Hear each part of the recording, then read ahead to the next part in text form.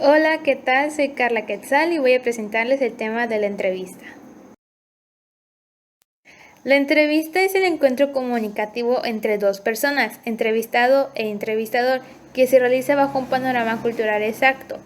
Su práctica está guiada por la comunicación y se encuentra encapsulado por un entramado de emociones, las cuales pueden afectar la interpretación de los mensajes.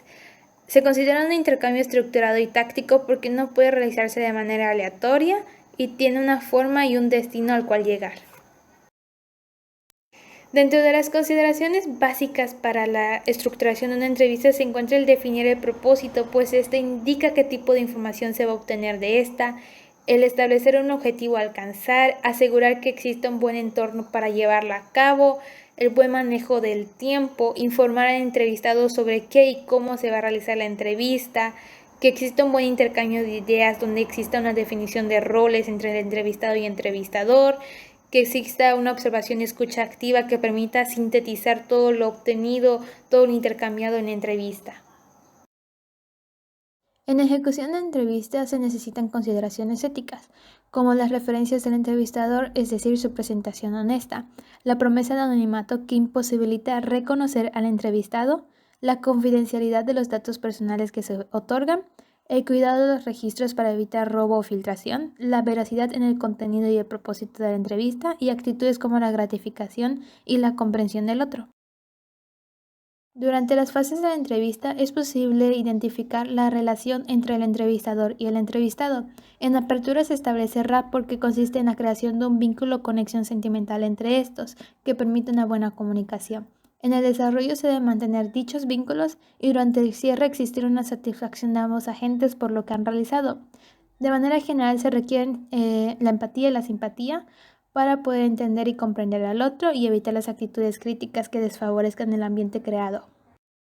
Lo relativo a la estructura de la entrevista inicia desde la fase de apertura, cuando se establece el primer contacto con el entrevistado, se establecen las referencias del entrevistador, se informa al entrevistado sobre lo que se hará y se obtiene la información básica de él.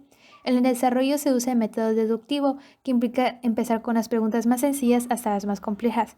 Finalmente, en el cierre, el entrevistado y entrevistador deben sentirse gratificados y que han participado en algo importante. Algo inseparable de la entrevista es la comunicación, que es definida como el proceso de envío y recepción de mensajes, que implica una codificación por parte del emisor y una decodificación por parte del receptor.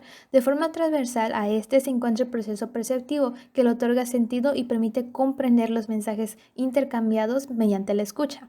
Asimismo, se pueden encontrar barreras de tipo personal, como la distancia psicológica, de contexto como el ruido, y semánticas como la incomprensión de algún concepto empleado en esta. Existen dos tipos de comunicación: la verbal, que es relativa a la comunicación oral y es estrechamente vinculada con la no verbal. La no verbal se encuentra agrupada en tres categorías: kinésicas, que son lo relativo al movimiento del cuerpo, como las miradas o una sonrisa; las paralingüísticas, que van más a la entonación o ritmo en el que se maneja el mensaje; las proxémicas, que incluyen la distancia o espacio entre entrevistado y entrevistador. De manera importante, la comunicación no verbal puede ser más honesta que la comunicación verbal, ya que esta es innata y no puede controlarse. Para redactar las preguntas en la entrevista es necesario evitar sesgos o ambigüedad. Esto último se refiere a que no puedan ser entendidos en doble sentido. Asimismo, es necesario elegir un lenguaje cómodo tanto para el entrevistado como para el entrevistador, eludiendo modismos, bromas, metáforas, etc., puesto que pueden ser mal entendidos por el entrevistado. Asimismo, se recomienda emplear un estilo de discurso sin agresividad, la regulación de la voz, claves verbales que tengan que ver con el contexto y sean de tipos neutros, y las normas de cortesía que estén vigentes en la cultura.